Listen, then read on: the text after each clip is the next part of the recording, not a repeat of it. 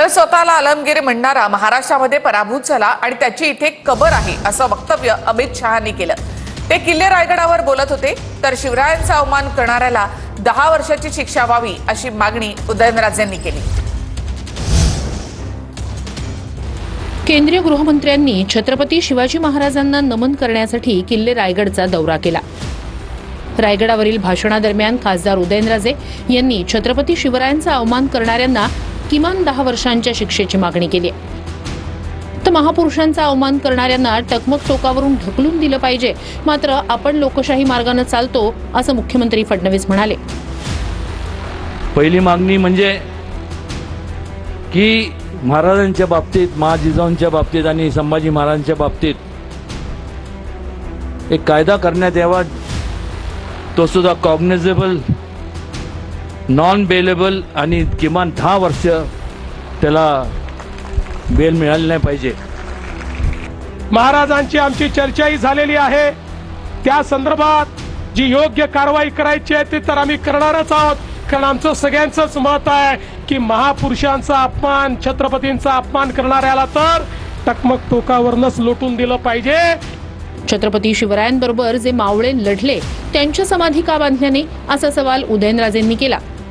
शिवाजी के बाद औरंगजेब जब तक जिंदा रहा उसके सामने लड़ते रहे, जूझते रहे, यहाँ तक कि अपने आप को आलमगीर कहने वाला व्यक्ति महाराष्ट्र में पराजित होकर यही उसकी समाधि बनी। रायगड आपल्या नजरेसमोर येतं तेव्हा वाघाचं चित्र येतं का छत्रपती शिवाजी महाराजांच्या शौर्याचं चित्र येतं का? मग महाराजांबरोबर जे लोक लढले त्यांच्या समाधी का बांधण्यात त्यांची समाधी बांधण्यात यायला पाहिजे होते का नाही?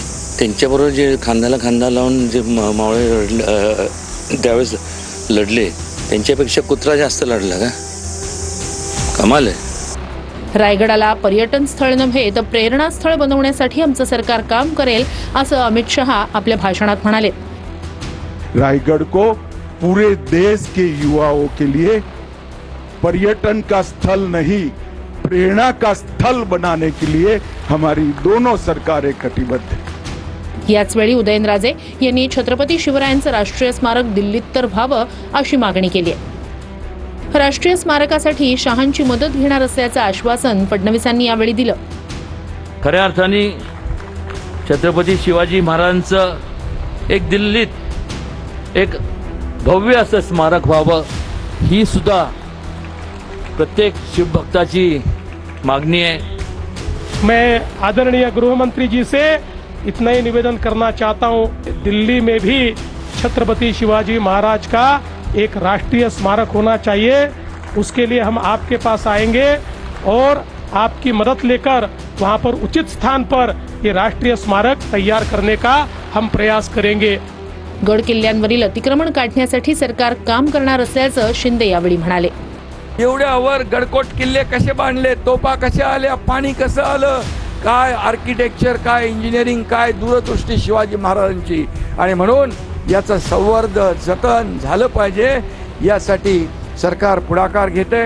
लवकर जेवढ्या युद्ध पातळीवर काम करता येईल तेवढं आम्हाला योगदान सहकार्य केलं पाहिजे, एवढीच आपल्याला विनंती करतो।